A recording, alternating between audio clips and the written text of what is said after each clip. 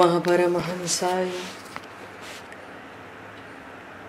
स्वादित चरण कमल चिन्ह मकरंदाय भक्तजन मानस निवासाय श्री रामचंद्राय नमः।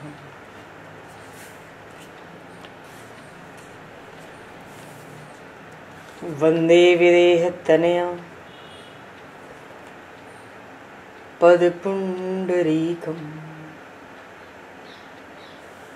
केशौरसौरभसमाहत योगिचेत्तम् हन्तुं प्रतापमनिशं मुनिहंससेव्यं सन्मानशालिपरिपीत परागपुञ्जम्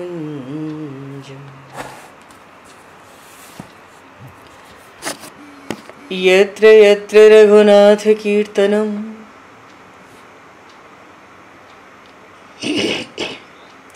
तत्र तत्र कृतमस्तकाञ्जलिं बाष्पवारि परिपूर्णलोचनं मारुतं नमत राक्षसान्तकम् कुन्द इंदुसमदेह उमारमण करुणायन जाहिदीन परनेह करहु कृपा मर्दन मयन।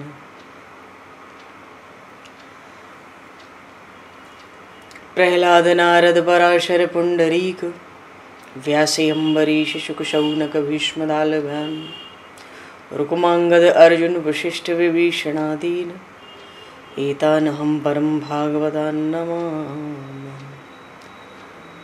श्री सीतानाथ समारंभां श्री रामानन्दार्य मध्यमाम् अस्मदाचार्य पर्यन्तां वन्दे गुरु परम्पराम्।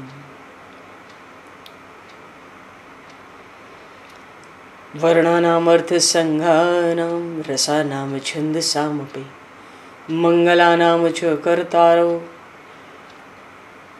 वन्दे वाणी विनायकौ।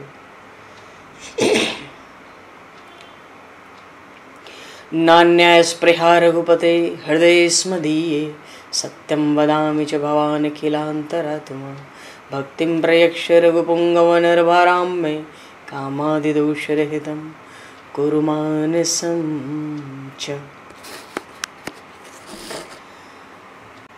भक्त भक्ति भगवंत गुरु चतुर्नाम वपु एक तिनके पद वंदन के नाशहि विघ्न अनेक। बंधु तुलसी के चरण जिनकी न्यो जग काज कल समुद्र घोरत लगो प्रगट्यो सप्त जहां। श्री गुरु चरण सरोज रज निज मन मुकुर सुधार वर्णो रघुवर विमल यश जोदायक फल चार। हरि शरण। श्री राम जय राम जय जय राम। श्री राम जय राम जय जय राम।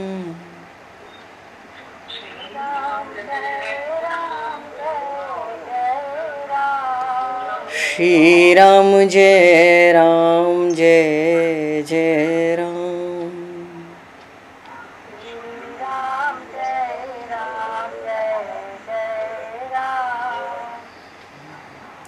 जय सिया राम जय जय हनुमान।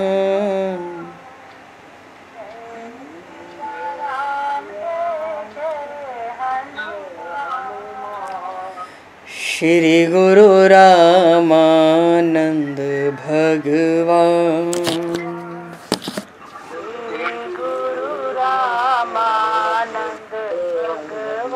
श्री गुरु रामानंद भगवान।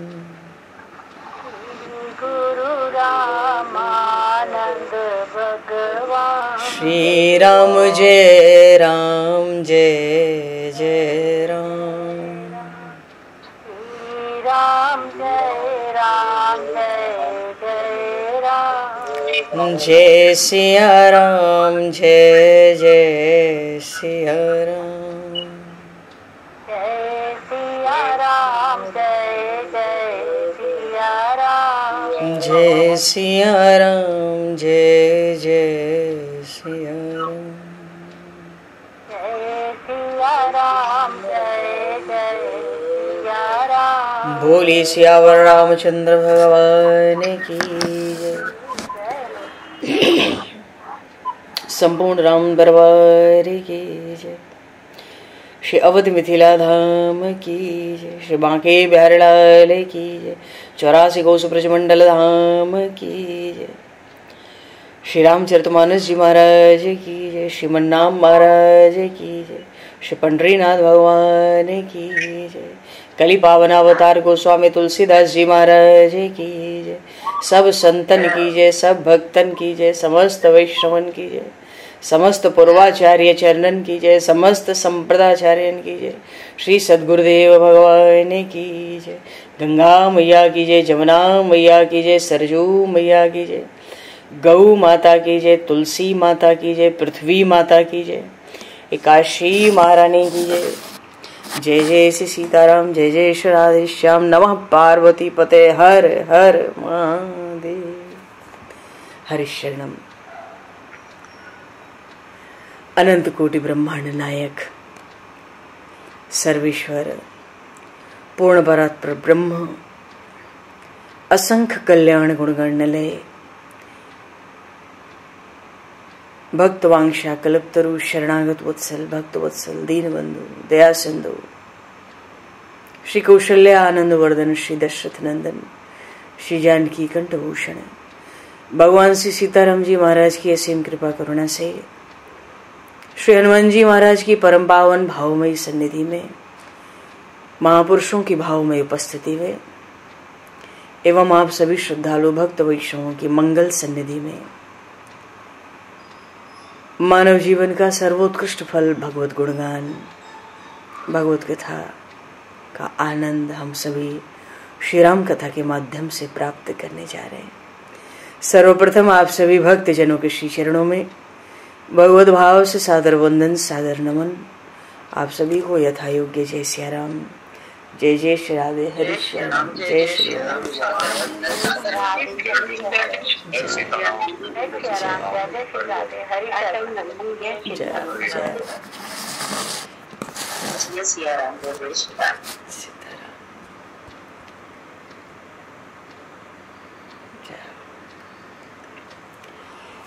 श्री रामचंद्र चरणों मनसा स्मरामि। श्री रामचंद्र चरणों वचसा गृणामि। श्री रामचंद्र चरणों सरसा नमामि। श्री रामचंद्र चरणों शरणं प्रपद्ये। माता रामो मत्पिता रामचंद्रः, स्वामी रामो मत्सखा रामचंद्रः, सर्वस्वं मे रामचंद्रो दयालुर्, नान्यम जाने नैव जाने न जाने। मंगलम कौशलेन्द्रस्य महनीय गुणालये चक्रवर्ती तनुजाय सार्वभौमाय मंगलम। रामं रामानुजं सीतां भरतं भरतानुजं सुग्रीवं वायुसूनं च प्रणमामि पुनः पुनः। नमोस्तु रामाय सलक्ष्मणाय दिव्यै च तस्मै जनकात्मजाय। पूर्व प्रसंग में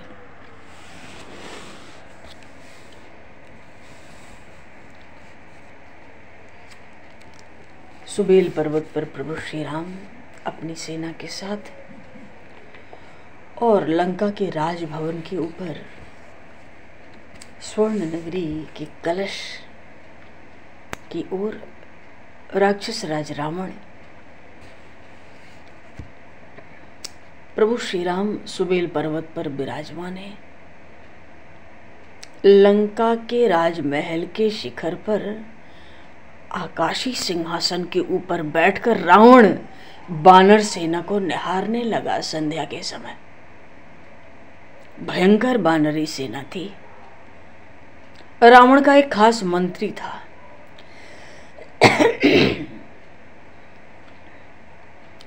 वो बानर सेना के एक एक महारथी का परिचय दे रहा था, एक एक के पराक्रम का वर्णन कर रहा था। प्रभु श्री राम की भी दृष्टि उस आकाशी सिंहासन की ओर गई और प्रभु ने अपने सखा सुग्रीव जी से कहा, रावण देख रहा है।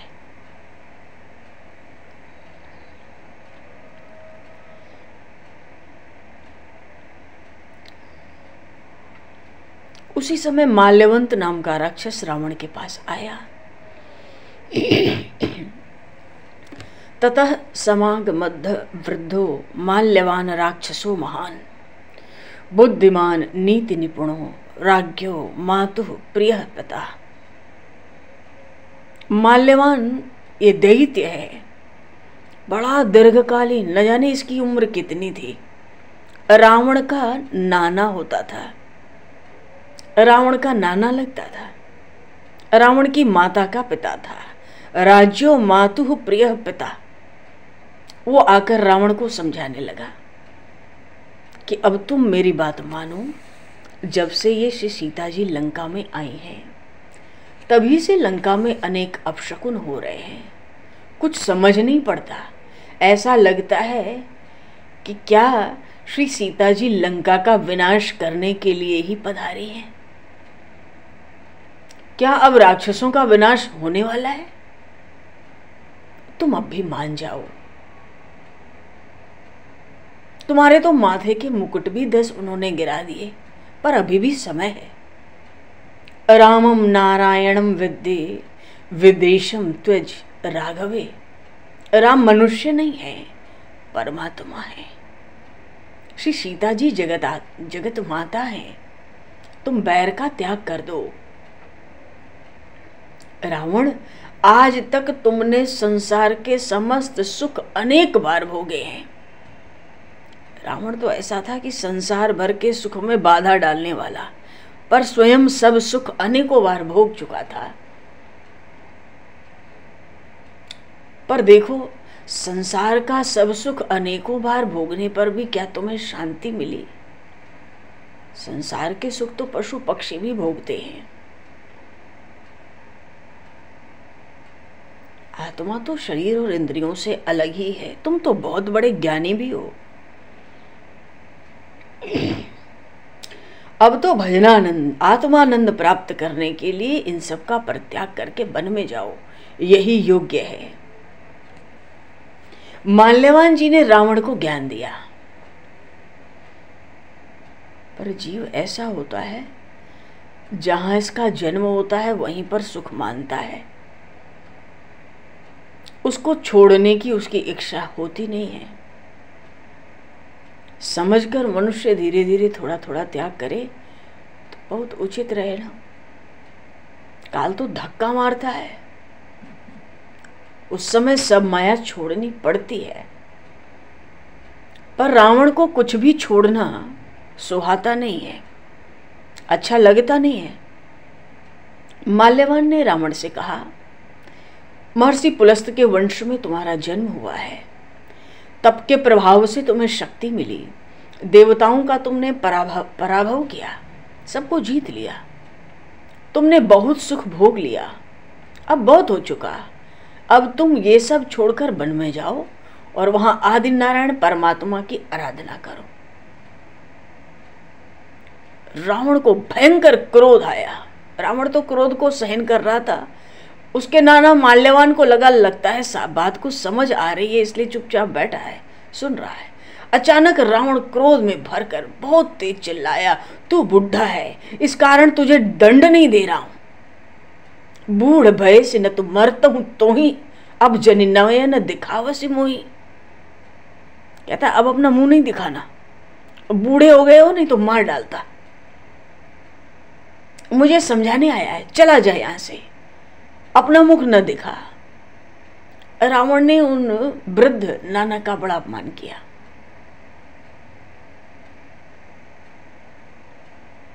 देखो, वृद्ध का तो वैसे भी अपमान नहीं करना चाहिए। वृद्धों को तो सदैव मान देना चाहिए। जिसकी मृत्यु समीप है, ऐसे किसी भी वृद्ध को कोई मनुष्य सामने आकर उत्तर दे, उसका कोई अपमान करे तो उसको बहुत दुख होता है। पर रावण की तो बुद्धि बिगड़ चुकी थी। रावण ने माल्यवान का बहुत तिरस्कार किया और कहा, तू मेरे आगे तपस्वियों की प्रशंसा करता है? मैंने जगत को जीता है, मुझे कौन मार सकता है? मुझे तो लगता है उस तपस्वी ने ही तुझे शिक्षा दी है, तभी तू मुझे समझाने आया है। अरे नर और बानर ये तो राक्षसों का आहार है, ये क्या कर सकते हैं? माल्यवान समझ गया, मृत्यु की छाया पड़ने पर वृद्ध बुद्धि जो है ना, बुद्धि विपरीत हो जाती है। बिल्कुल बात समझ नहीं आती समझाने से कुछ भी। रावण किसी की मानता नहीं। जो दुराग्रही होता है उसको बड़ा दुख भोगना पड़ता है। तो रावण ने अपना दुराग्रह नहीं छोड़ा ना। अंगद जी भी आकर चले गए, संधि करने के लिए दरबार में आए थे, तरह तरह से समझाया था। सुन रावण परिहरि चतुराई, भजसि न कृपा सिंधु रघुराई, जो खल भय श्री राम कर द्रोही, ब्रह्म रुद्र सक राखिन तोही। कितने अच्छे से समझाया था। रावण सारी चतुराई छोड़कर प्रभु श्री राम की शरण में जा। जो राम जी का विरोध करता है, सुन रावण, उसे ब्रह्मा, शिव जी या अन्य कोई भी देवता नहीं बचा सकते। पर रावण माना नहीं। रावण ने तो राक्षसों को अंगद जी के सामने युद्ध की आज्ञा दे दी। कहा था ना, मरकटहीन करो मही, मरकटहीन करो मही जाई, जियत धरऊ तापस दो भाई। पृथ्वी पे बानर छोड़ो ही मत, बानरों की जाति ही समाप्त कर दो। दोनों तपस्वी भाइयों को बंदी बनाकर ले आओ। तो युद्ध भी बड़ा भयंकर हुआ। प्रभु श्री राम तो देखो, एक जगह पद्माकर जी ने कहा, आनंद के कंद जग जावत जगत वृंद, दशरथ नंद के निभाई निबहिए।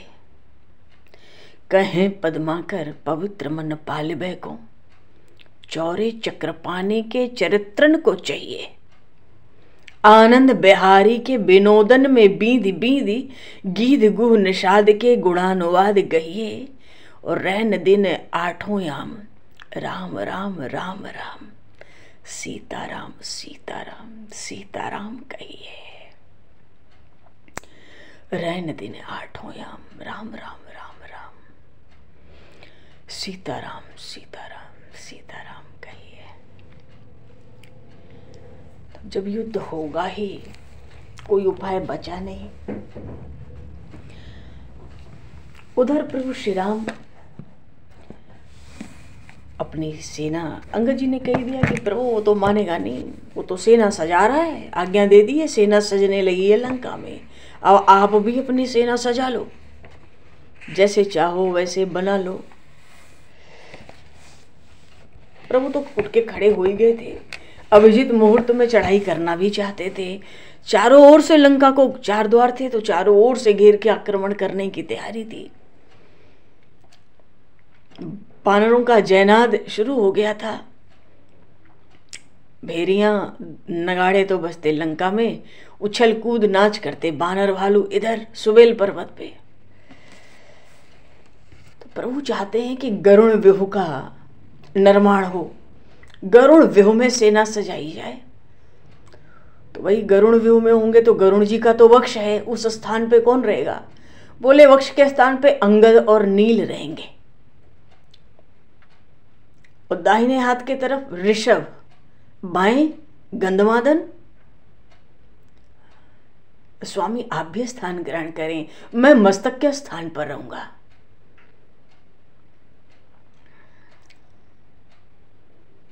जामवंत सुषेण मानो उस गरुड़ के कंधे के नीचे कांख की जगह में, जांग की जगह गरुड़ जी के सुग्रीव रक्षक रहेंगे।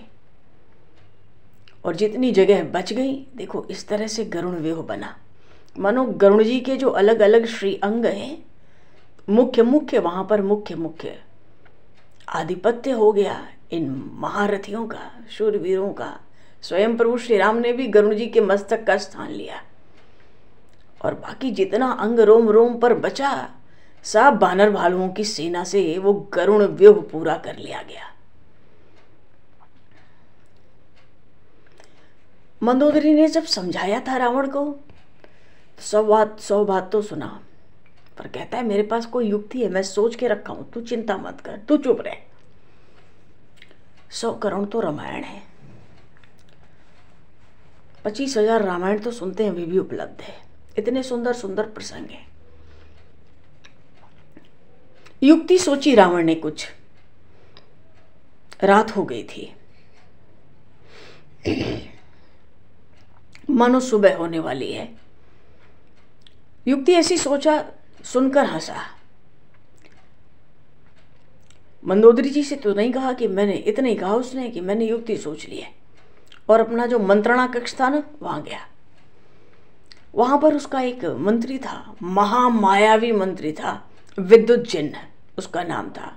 उसको बुलाया, रावण ने कुछ समझाया, और स्वयं सीधे सुबह होते होते सीधे अशोक वाटिका पहुंच गया। वहां श्री विदेहराज नंदिनी, श्री धरानंदिनी नीचे मुख किए बैठे, प्रभु श्री राम के नाम का ध्यान, स्वरूप का ध्यान, नाम का जप। रावण आया, कहने लगा, हे जनक कुमारी, हमने तुम्हें बहुत समझाया था, पर तुमने मेरी बात स्वीकार नहीं की। जिनका तुम्हें भरोसा था, उस राम को मैंने युद्ध में मार दिया।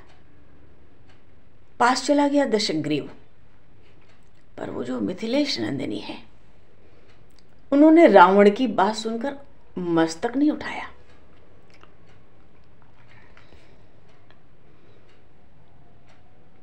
वो कहता गया, अरे वो श्री राम तुम्हारे बानरों को लेके समुद्र तक आ गए थे।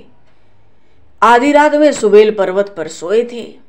मैंने सोते समय सोते हुए राम को सेना के साथ मार डाला। जो मेरा प्रहस्त है प्रधानमंत्री, उसने राम की भुजा को काट दिया। लक्ष्मण तो भय के कारण भाग गए। सुग्रीव की तो ग्रीवा ही टूट गई, गर्दन ही टूट गई। उसी समय रावण कह रहा था, उसी समय वो जो विद्युतजिन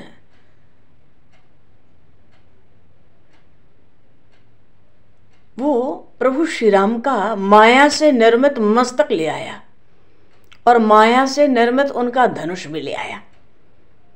केवल कटा हुआ सिर था, धनुष था। विद्युतजिन उसी समय अशोक वाटिका पहुंचा, और श्री मिथिलेश नंदिनी के समक्ष ही उसने रावण को प्रणाम किया। रावण का संकेत हुआ, तो रावण के इशारे के अनुसार, उसकी इच्छा के अनुसार, जो कटा हुआ मस्तक था और धनुष था, श्री जानकी माता के सामने रखकर विद्युतजिन ने रखा। रावण को फिर से प्रणाम किया और चला गया।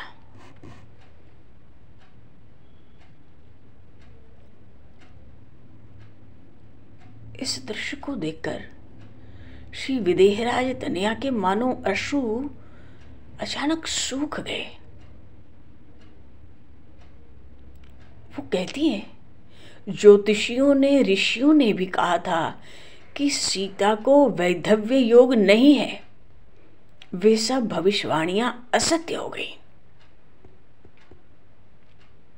मैं तो इस मस्तक को अपने अंक में लेकर अभी देह त्याग कर दूंगी, किंतु इस समाचार के पहुंचते ही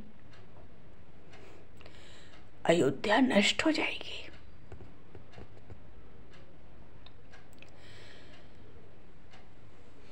कहते कहते ही दौड़ता भागता प्रहस्त वहां आ पहुंचा। बड़ा अस्त व्यस्त था, बुरा हाल था प्रहस्त का।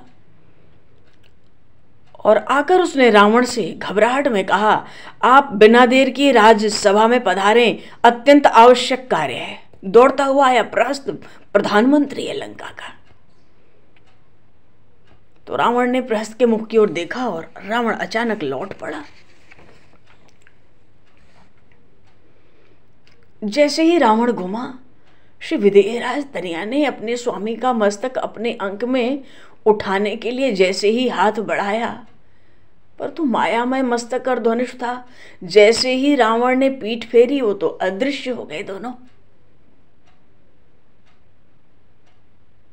इतने में विभीषण की पत्नी शर्मा जी वहां पर उस अशोक वाटिका में आ गई थी। इस दृश्य को वो छिपके देख रही थी कि रावण क्या कर रहा है और ये क्या कह रही है। ये तो देह त्याग करना चाहती है।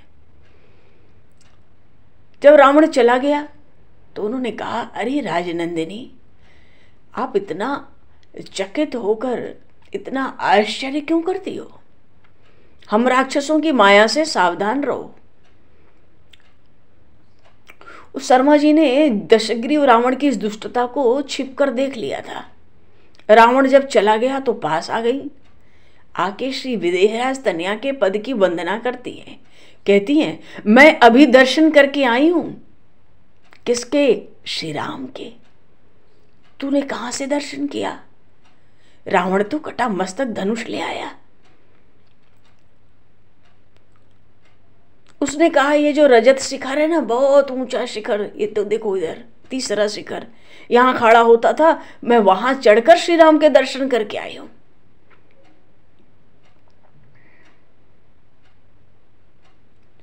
तो तुम्हारे स्वामी बिल्कुल सकुशल बैठे हैं सुबेल पर्वत पे। उन्होंने सुबेल के शिखर पे अपना सैन्य शिविर भी डाला है। आपने ध्यान नहीं दिया? अचानक प्रहस्त के दौड़ के आने से ये राक्षस राज रावण कैसा उतावला होकर लौट गया। आप भी राक्षसों की झूठी बातों में आ जाती हो। अरे श्री राम पर सोते हुए समय आक्रमण करना क्या संभव है? आपने ही तो मुझसे कहा था कि लक्ष्मण कभी सोते ही नहीं, निद्रा लेते ही नहीं। पर श्री विदेहराज तनया का हृदय अभी बैठा ही हुआ था। तो विभीषण जी की पत्नी ने कहा थोड़ा मुस्कुराकर, अरे अभी जो आपको रावण ने दिखाया था वो माया से बना हुआ था। भयभीत तो वे लंकेश्वर रावण है। प्रधानमंत्री देखो प्रहस्त्र बुलाया, भाग गया यहां से। आपको विश्वास नहीं होता? यदि श्री राम मार दिए गए हैं, सुग्रीव हनुमान मार दिए गए हैं, तो लंका में किससे युद्ध करने का उद्योग चल रहा है? उसी समय श्री मिथिलेश नंदिनी का ध्यान लंका में हो रहे कोलाहल की ओर उन शर्मा जी ने खींचा। देखो, भेरी, दुंदुबी, नगाड़े, गज, घंटे ध्वनि, रथों का घर घर नाद, सैनिकों का कोलाहल क्यों हो रहा है? जब श्री राम मार दिए गए, हनुमान मार दिए गए। ये माया करता है। आपको विश्वास ना हो तो यदि आप आज्ञा करो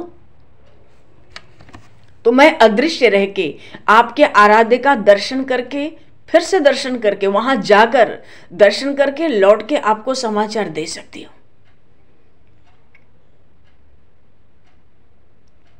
तो श्री जानकी जी ने कहा, यदि तुम में शक्ति है, अपने ऊपर तुम्हें विश्वास है, तो मुझे यह देखकर समाचार दो कि रावण क्या कर रहा है इस समय। ये दुष्ट मुझे धमकाता है, तरह तरह के कटुवाणी दृश्य दिखाता है। श्री विदेहराज तनया को कहीं ना कहीं लगता था मानो कि कहीं रावण के कहने से ये शर्मा मुझसे कुछ असत्य न कहती हो।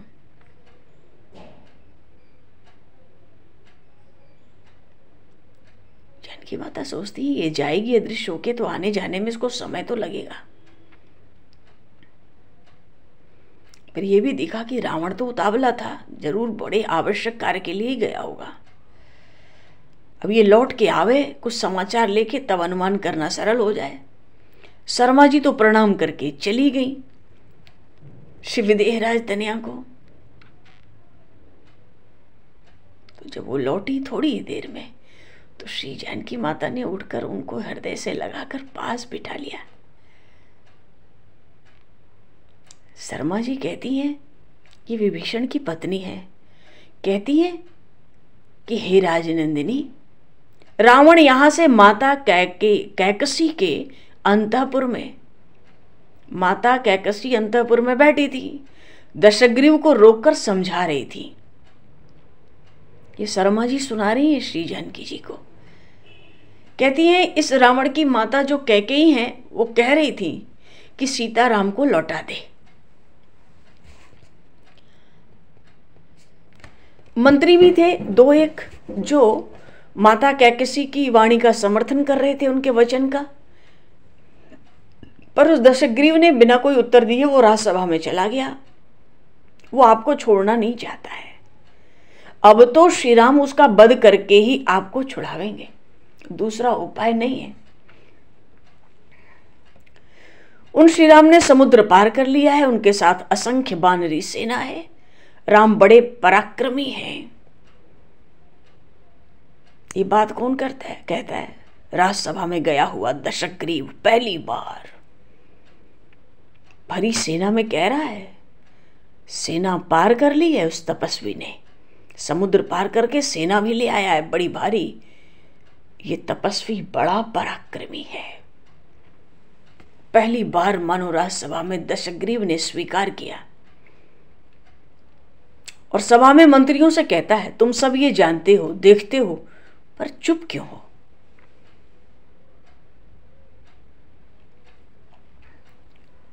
यही वो समय था जब माल्यवान रावण को समझा रहा था।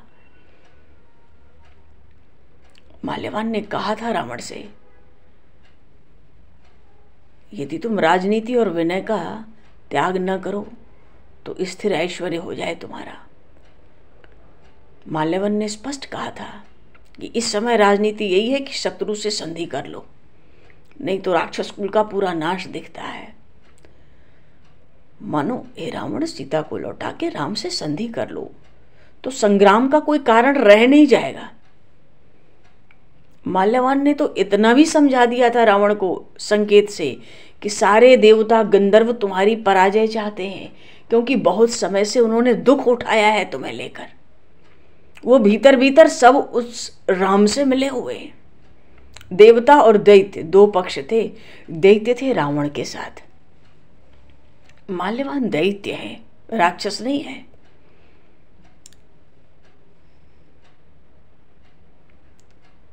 सतयुग होता था तो धर्म के द्वारा अधर्म ग्रस्त था।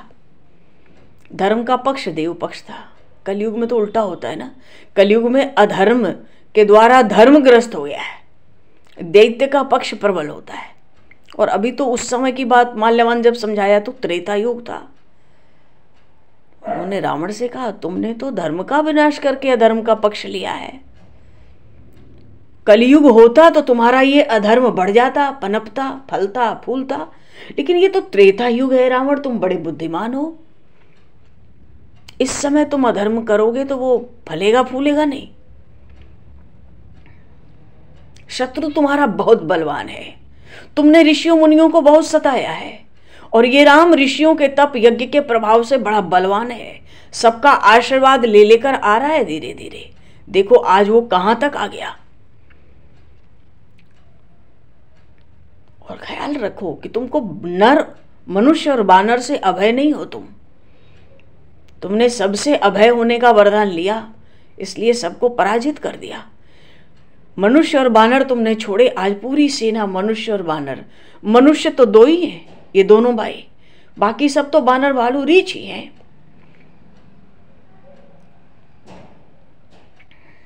और कितना अपशकुन हो रहा है इसमें। निश्चित मुझे राक्षस कुल का विनाश दिखता है। मैं तो देखता हूं लंका के ऊपर बादलों से बार बार बरसात होती है रक्त की। जो ध्वजाएं हैं कलशों के ऊपर लगी वो बेवजह टूटती हैं। जो हमारे वाहन हैं वो रोते हैं। बड़ा उत्पात हो रहा है जब से श्री सीता जी यहां आई हैं। अरे जो सृष्टि में सर्वोत्तम है, आज उससे तुम्हारा काम पड़ा है। काम पड़ा है का अर्थ है पाला पड़ा है। इसलिए बहुत सोच कर कुछ करो। माल्यवान बड़े हित चिंतक कहे जाते थे, पर शत्रु की प्रशंसा तो रावण को सुहाती नहीं थी। क्रोध में भरा था ना रावण, तो माल्यवान से कहा था, अरे ये पिता से निर्वासित है, दीन मनुष्य है, और ये बानर वृक्ष की डालों पर उछल कूद करने वाले उसके सहायक हैं, और आप इसको सृष्टि का सर्वोत्तम मानते हो, और मुझ सुर असुर विजयी रावण को छोटा समझते हो। तुम वृद्ध हो ना, जो चाहे सो बोलते हो।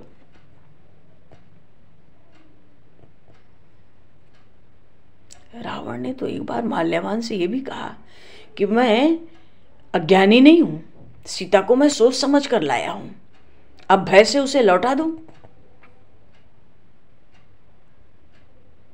उस दशग्रीव में एक सहज दोष है, वो टूट जाएगा पर झुक नहीं सकता। उसने माल्यवान से धीरे से कहा था रावण ने, सीता लौटा दूं तो ये जो राक्षस हैं ये धर्मात्मा बन जाएंगे क्या? तुम्हारे उपदेश से धर्मात्मा बन जाएंगे? इनका स्वभाव बदल दोगे? और क्या समझते हो, सीता को लौटाकर जब तक अधर्म रहेगा ये राम लौट जाएगा? ये नहीं लौटेगा, क्योंकि राक्षस अधर्मी है। कितना अनुभव है, कितनी दूरदर्शिता थी रावण की। पर ये जो माल्यवन था ये तो युगदर्शी था, इसने चारों युग, मानो कितने युग देखे थे कहा नहीं जा सकता, कितने युगों के चक्रे देख चुका था। बड़ा दीर्घकालीन काल अनुभवी दैत्य था माल्यवंत। मस्तक झुका के भाई इसको तो भगा ही दिया था रावण ने। वो भी समझ गया कि अब युद्ध ही एकमात्र उपाय है, परिणाम का विचार करना इस मूर्ख के आगे व्यर्थ है। चुपचाप उठ के मंत्रणा कक्ष से बाहर भी चले गए थे। उधर प्रभु श्री राम ने जो गरुड़ व्यूह सजाया, इधर रावण ने सबसे पहले प्रहस्त को बुलाया। प्रहस्त इसका मामा भी लगता था। उसने कहा 4 द्वार थे, पूर्व, पश्चिम, उत्तर और दक्षिण, तो पूर्व द्वार की सुरक्षा प्रहस्त करेगा, इसको आगे करो। कोई देरी नहीं की, वहीं खड़ा खड़ा रावण व्यूह बना दिया, निर्देश देना प्रारंभ किया।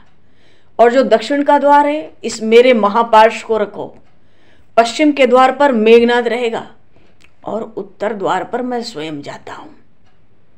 क्यों? सभा में कहता है ये तपस्वी उत्तर द्वार पर ही खड़ा दिख रहा है,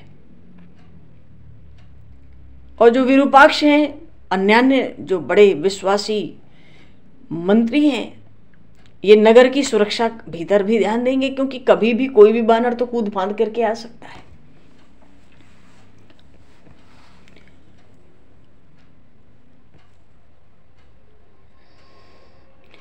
विभीषण जी के साथ 4 मंत्री आए थे, अनल, शरभ, संपाति, प्रघस। ये अदृश्य होकर लंका गए थे। चारों मंत्री जो विभीषण जी के साथ आए थे शरणागति के प्रसंग में। विभीषण जी प्रभु श्री राम से इधर कहते हैं, लंका में अनेक अपने विश्वास पात्र हैं जो हमें सूचना देते रहेंगे।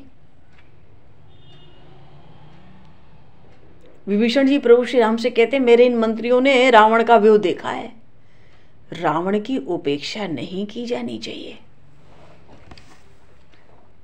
प्रभु ने भी कहा पूर्व द्वार पर नील आक्रमण करें। ये नील बहुत बलशाली थे, इन लोगों का पराक्रम वाणी से कहने का विषय ही नहीं है। पश्चिम द्वार पे हनुमान जी को लगा दिया, जहां मेघनाद होता था, जहां प्रहस्त था वहां नील को लगा दिया।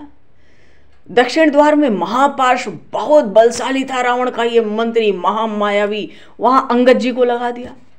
और उत्तर द्वार पे जब पता लगा रावण खुद आना चाहता है, तो उत्तर द्वार पे प्रभु कहते हैं लक्ष्मण के साथ मैं प्रहार करता हूं। हाँ, एक चीज की बड़ी सावधानी पूरी सेना में रहनी चाहिए। प्रभु ने कहा जब तक युद्ध अब चलेगा, कोई भी बानर या रीक्ष युद्ध के समय में, अब चाहे कितने महीने चले, चाहे जितने दिन चले, कोई भी मनुष्य का रूप धारण न करे, क्योंकि वानर भी कामरूप होते हैं, उपदेवता हैं, ये भी मनमाना रूप बना लेते हैं कुछ समय के लिए। तो प्रभु ने बड़ी स्थिरता से निर्देश दिया, कोई मनुष्य का रूप धारण नहीं करेगा। मनुष्य के रूप में मैं और लक्ष्मण, मेरे और लक्ष्मण के अतिरिक्त कोई भी ना हो। यदि कोई भी मनुष्य इस युद्ध के समय में मनुष्य के रूप में कोई भी देखा जाए मुझे और लक्ष्मण को छोड़ के, तो उसको राक्षस ही समझा जाए। यहाँ तक कि आपस में युद्ध के समय बातचीत की जो भाषा होती थी, जो निर्देश होते थे, सूचक वाक्य होते थे, वो भी रोज बदले जाते थे। तो उधर भी व्यूह सजा, इधर भी व्यूह सजा। शाम हो गई, फिर से सूर्यास्त हो गया, चंद्रदेव प्रकट हुए, भगवान श्री राम हनुमान जी के कंधे पर आरूढ़ हो गए, अंगद जी ने लक्ष्मण जी को उठा लिया। सुवेल का जो सबसे ऊंचा शिखर था, आज वहां पर प्रभु श्री राम अपने प्रधान सेनापतियों के साथ चढ़ गए। तो वहां कम से कम समुद्र का जो स्तर है उससे 2 योजन ऊंचाई, 7-8 किलोमीटर ऊंचा। तो वहां से लंका को, लंका के राक्षसों का क्या उद्योग चल रहा है, ये तो सब युद्ध में सब चलता है, सब जानना पड़ता है। प्रभु तो सारे युद्धपतियों को अपने कहते हैं, कोई शब्द न करो, मने बोलो मत। तो जो वानरों में सेनापति थे, भालुओं में, जगह जगह के स्थानों से पूरी लंका बढ़िया से प्रभु कहते हैं देख लो। कल से युद्ध में नगर पर आक्रमण की अपनी अपनी योजना सब लोग निश्चित कर लो, अपने अपने द्वार देख लो इस रात्रि में लंका को ठीक से। दशग्रीव रावण भी यही कर रहा था। वो भी थोड़े से मंत्री लेके, वो जो चांदी का शिखर था ना, रजत शिखर, जहां उसका अखाड़ा लगता था, वहां चढ़ के वो भी पूरा निरीक्षण ही कर रहा था। लेकिन जब रावण निरीक्षण कर रहा था और प्रभु श्री राम सुबेल के सबसे ऊंचे शिखर पे थे अपने खास मंत्रियों के साथ, प्रभु मानो सबको दिखाना चाहते थे कि देखो रावण। अभी कहते उसके पहले ही प्रभु श्री राम के बगल में ही खड़े थे सुग्रीव, उनकी दृष्टि उस दशग्रीव पर पड़ी और जैसे ही पड़ी सुग्रीव जी ने छलांग लगा दी। जय श्री राम करके ऐसी छलांग लगाई, रावण को पहली बार देखा है सुग्रीव ने, लगता है। पहली बार देखने का अर्थ यह है कि जब से सुना है कि श्री जानकी का हरण इसी दुष्ट ने किया, सुग्रीव जी ने देखते ही बिना किसी से कुछ कहे सुने, किसी को पता नहीं पड़ी। देखो स्वर्ण शिखर जो है, रजत शिखर जो है, इनके बीच में बड़ी भयंकर बड़ी बड़ी समंदर की खाइयां हैं, और वो भी रात्रि का समय। छलांग लगा दी लंका की ओर। प्रभु श्री राम, विभीषण, हनुमान, अंगद सब चौंक गए। उधर रावण और उसके मंत्री भी हक्के बक्के रह गए। और जब छलांग लगाई सुग्रीव ने, तो दहाड़ते हुए छलांग लगाई, मैं श्री राम का सखा, श्री राम का दास सुग्रीव। इस गर्जना के साथ सुग्रीव सीधे रावण के सिर पर ही पहुंचे, उनको लात मारी, उसके मुकुट फेंक दिए, कंधे से ही सामने कूद पड़े, उस राक्षस रावण को पृथ्वी पर पटक दिया। जब तक मंत्री संभलते, रावण उठकर पकड़ने का प्रयत्न करता, तब तक तो सुग्रीव जी ने फिर उसके मस्तक पर पाद प्रहार किया और सुबेल की ओर कूद आए। अनंत विक्रम श्री राम की जय, अनंत विक्रम श्री राम की जय। सब राक्षस आश्चर्य में, कुछ समय ही नहीं लगा इस चीज को करने में। कैसा पराक्रम होगा सुग्रीव का, क्षण मात्र में पलक झपकते इतना कुछ करके आ गए। वो दशग्रीव रावण भी स्तब्ध खड़ा था। उसको लगा रावण को कोई रौंद कर अपमानित करके चला जा सकता है। और सुबेल पर उधर जैसे ही सुग्रीव पहुंचे, प्रभु श्री राम ने उनको हृदय से लगा लिया। सुग्रीव थक गए थे, पसीने पसीने हो चुके थे। प्रभु श्री राम ने सखा है ना तो बड़े प्रेम से झिड़की दी मानो, मित्र तुमने अत्यंत साहस करके मुझे तो संदेह में डाल दिया था। सब यहां पर व्याकुल हो उठे थे। तुम पर यदि कोई विपत्ति आती, तुम पर विपत्ति आवे तो मैं सीता को लेकर क्या करूंगा। मेरे मित्र तुम फिर ऐसा साहस नहीं करना। तुम चिंता मत करो, मैं रावण का वध करूंगा, विभीषण को लंका का राज्य दूंगा। किंतु तुम्हारे प्राणों पर संकट आया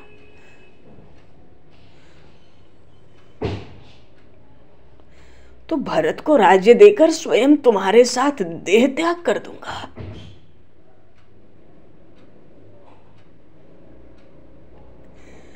प्रभु की ऐसी कोमलता देखकर सुग्रीव जी विह्वल हो गए। मेरे स्वामी कह के चरण पकड़ लिए। मुझे आप क्षमा करें।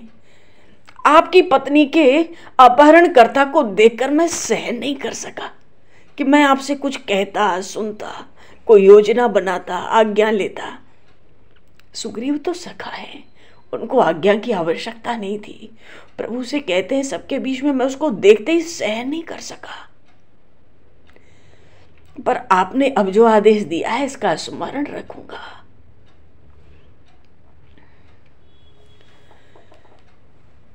उधर लक्ष्मण जी को प्रभु ने और जिम्मेदारी दे दी। आज से तुम्हारा ही काम है, तुम स्वयं सुबह से लेकर शाम तक जब तक युद्ध चले ये भी देख लेना है कि रात्रि में सोने से पहले सब बानर आहार पा चुके कि नहीं, सबको जल भी प्राप्त हुआ कि नहीं।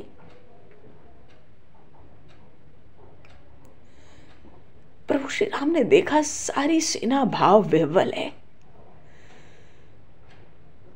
प्रभु की ऐसी कोमलता देख के सब विह्वल हो गए।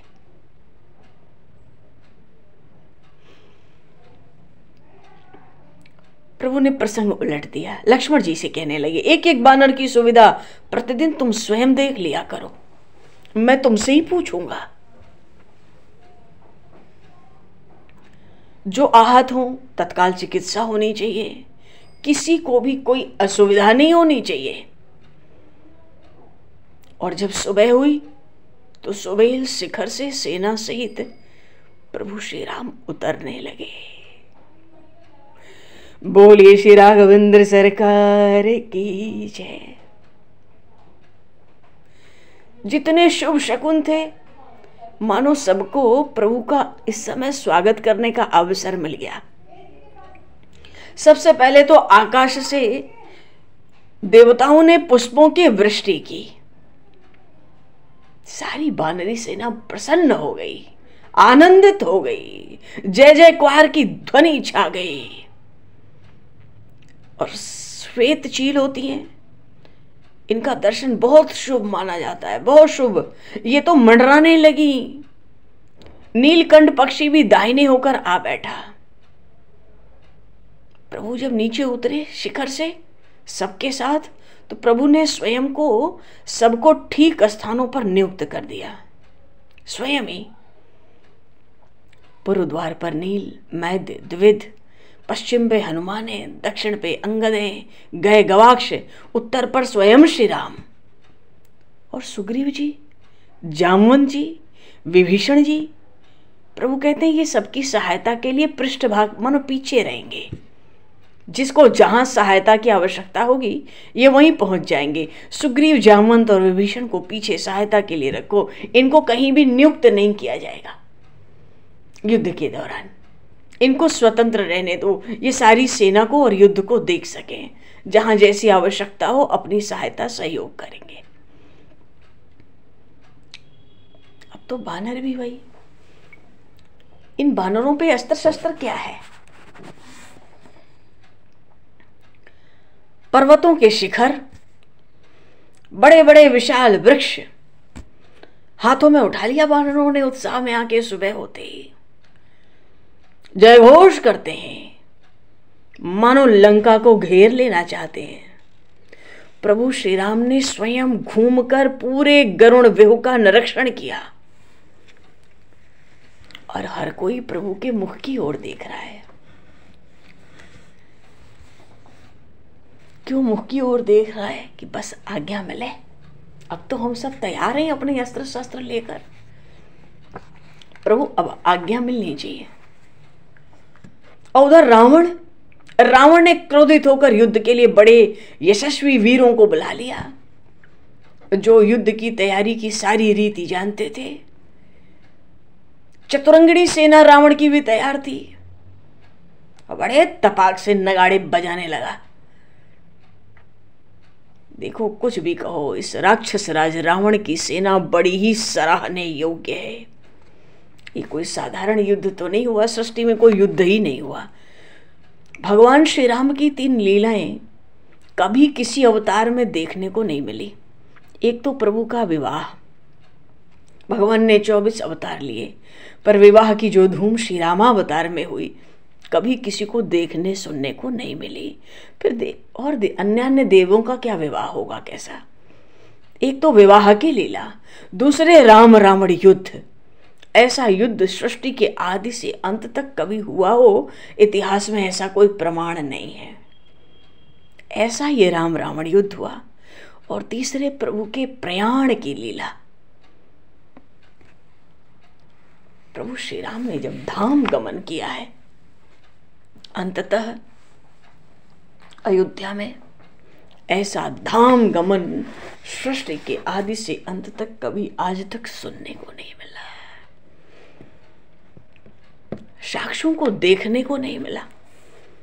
तो भगवान श्री राम की ये 3 लीलाएं तो प्रभु श्री राम की ही हैं। बोलिए श्री राघवेंद्र सरकार की जय, श्यावर रामचंद्र भगवान की जय। तो भगवान इनको पूरा उत्साह और तैयारी करने दो। उत्साह की तो बहुत आवश्यकता है युद्ध में।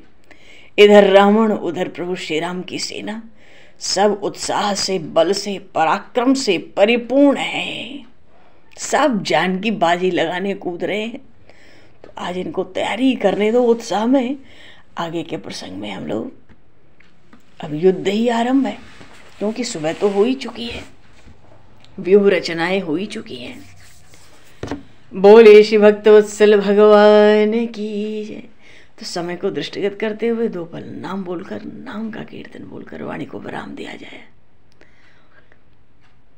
श्री राम जय राम जय जय राम, श्री राम जय राम जय जय राम, श्री राम जय राम जय जय राम, श्री राम जय राम जय जय राम, श्री राम जय राम जय जय राम, श्री राम जय राम, श्री राम जय राम जय जय राम, श्री राम जय राम जय जय राम, श्री राम जय राम जय जय राम, श्री राम जय राम जय जय राम, श्री राम जय राम जय जय राम, श्री राम जय राम जय जय राम। बोलिए श्री राम राजा सरकार की जय, श्री राघवेंद्र सरकार की जय। समय को दृष्टिगत करते हुए आज यहीं पर वाणी को विराम। वाक्य पुष्पांजलि प्रभु के श्री चरणों में सादर समर्पित। आप सभी को भी यथा योग्य जय श्री राम, जय जय श्री राधे हरि शरणम, जय श्री राम, जय श्री राम, जय श्री राम, जय जय जय जय श्री राम।